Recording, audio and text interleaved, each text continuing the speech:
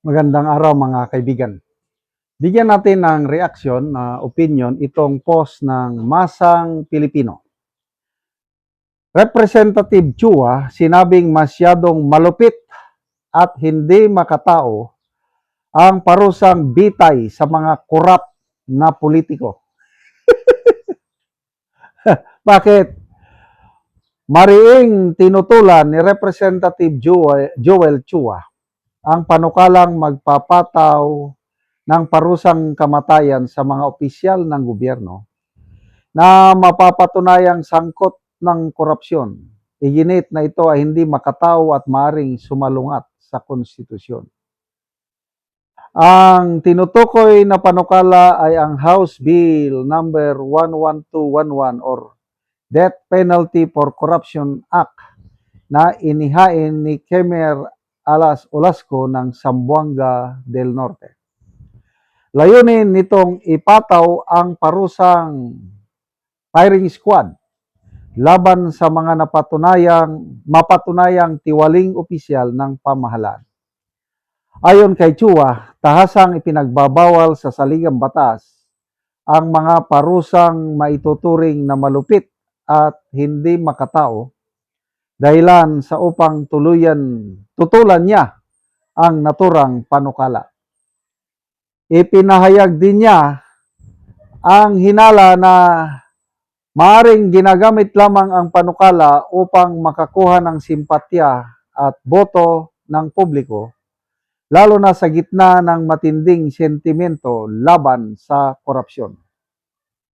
Inilahad ni Chua ang kanyang posisyon nang hingan siya ng komento ng media kaugnay sa panukala sa isang press briefing na ginanap sa Harbor View. Okay, anyway,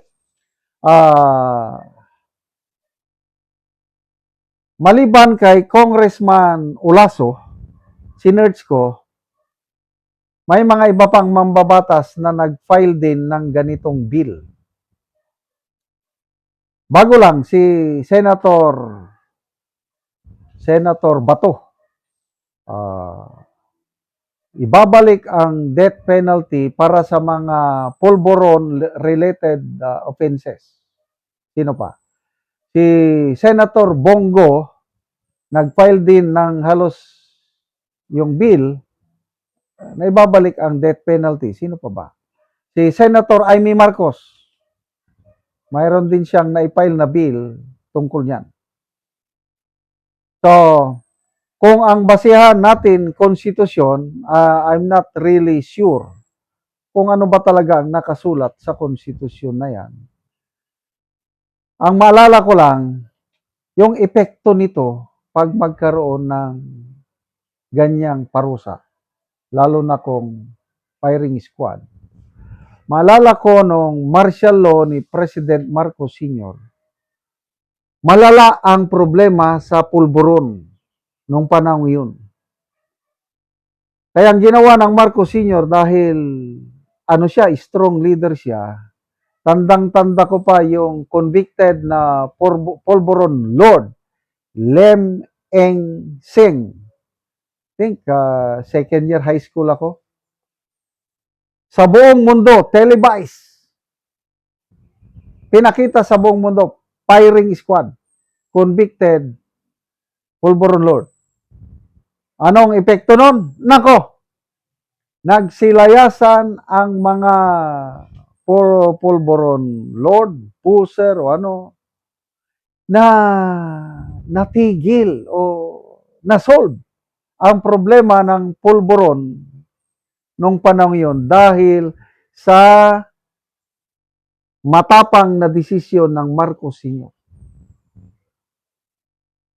So, after that, nung bata pa ako, may nakikita akong litrato o may nababasa ko sa dyaryo na electric chair.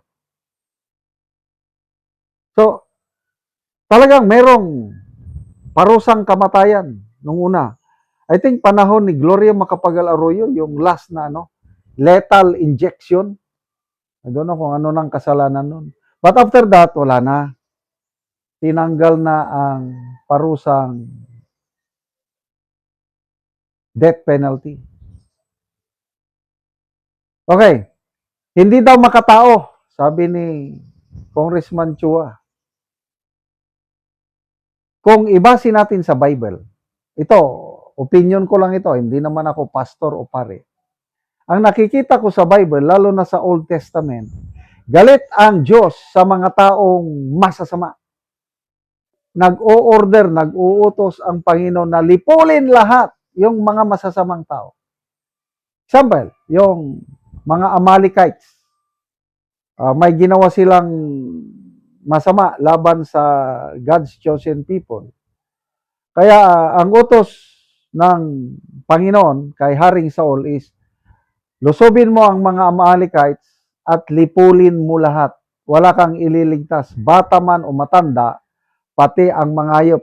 Lahat ng nabubuhay sa lugar ng Amalekites ay lipulin, igurgur. Ang ginawa ni Haring Saul, nagkaroon siya ng offense dahil isinave niya yung hari, si King Haring Agag. Isinave niya yung mga matatabang hayop para daw ano. So, to make the long story short, nagalit ang Diyos dahil hindi tinupad ni Haring Saul yung utos na lipulin lahat kasi ang mga Amalekites masasama. So, malala ko, si Senator Manny Pacquiao parang nag-file din siya ng bill noon na death penalty for crimes.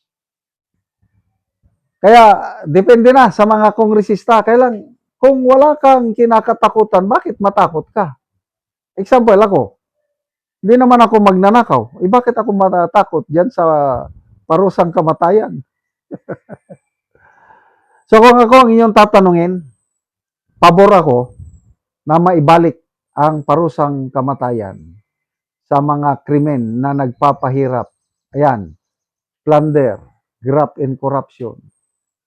Masayang hindi nanalo si Atty. Vic Rodriguez. Kasi ang kanyang panukala is kung manalo siyang senador, yan ang kanyang isusulong, death penalty sa plunder.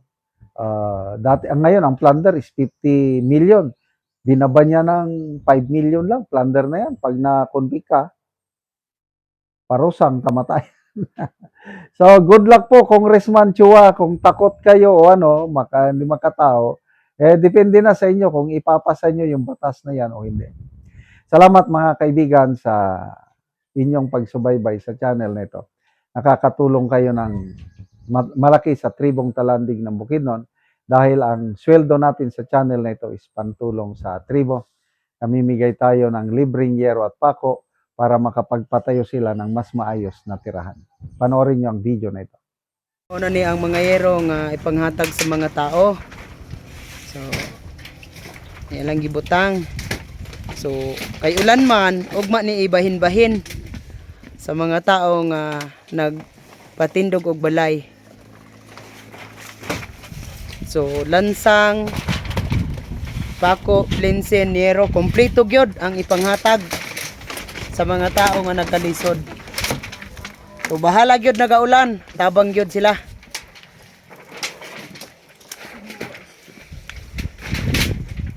Kay dinhi sa among lugar, dagan gyud nga pags. Pags dala ulan.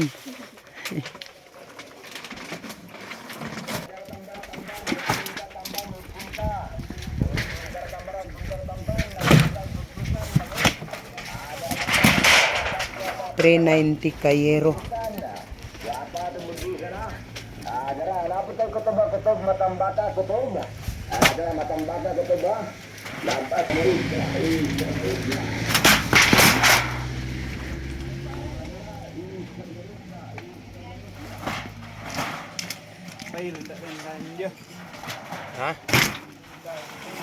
Pang tabang sa mga tao.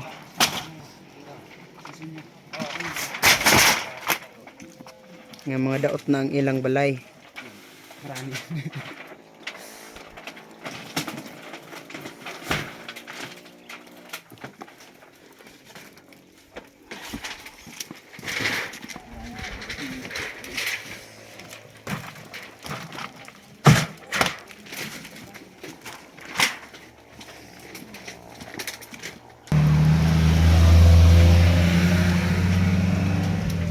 Karon salamat kayo sa Ginoo ug sa nagsuporta sa pagtabang sa iro labi na sa mga tao nga nagkalisod. So makabalay na gyud sila tungod sa tabang. Hinaot nga magpadayon ang inyong tabang sa mga tao nga nagkalisod.